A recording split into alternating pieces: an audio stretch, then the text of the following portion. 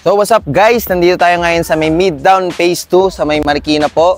Ngayon pupuntahan natin ang 4th team po, ang Team ICCT, para ibigay sa kanila ang napakagandang mga jersey nila na susuotin sa darating na Kalos PH Inter-School Basketball. Kaya tara, samahan nyo ako. So yun guys, nandito sila naghahanda para sa paparating na Kalos PH Inter-School Basketball. Yan mga idol, congratulations dahil kayo ang 4th team na nakapasok sa ating Kalos PH Inter-School Basketball.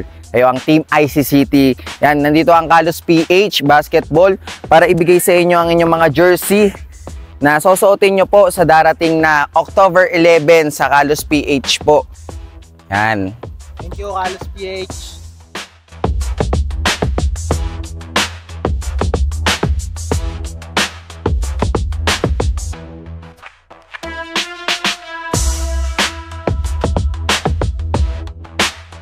Ako nga pala si De Leon Mark Angelo, 22 years old, 4th year college na nag-aaral sa ICCT College. Ako nga pala si Salazar Regian, 20 years old, 3rd year na nag-aaral sa ICCT College. Ano nararamdaman nyo na i-represent nyo ang inyong school sa Kalos PH Inter-School Basketball? Masaya kasi first time po namin na i-represent yung school namin. Yan din po, masaya din po kasi first time ko lang din magre-represent ng school.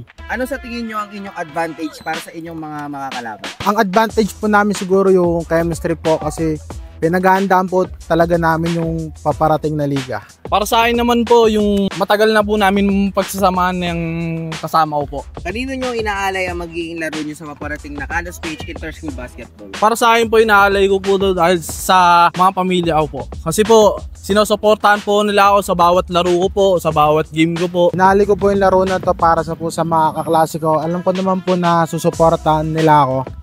At sa lahat po na ICCT College na po, suportahan nyo po kami.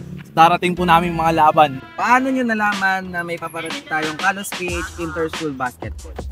Niyaya lang po na klase ko. Shoutout sa'yo, Janeric Olip. Salamat dahil sinali mo kami dito sa liga na to. Ano ang mensahe mo na ikaw ang napili niyang maging kampo?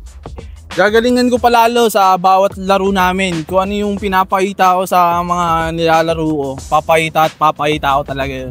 Ano ang mensahe nyo sa mga makakalaban nyo sa paparating ng laban? Good luck. Sana galingan natin, walang sakitan, walang pikunan, laro lang talaga. Sa akin naman po, yung pagiging magandang laro lang po, sana ipakita nyo rin po yung magandang laban natin. Okay.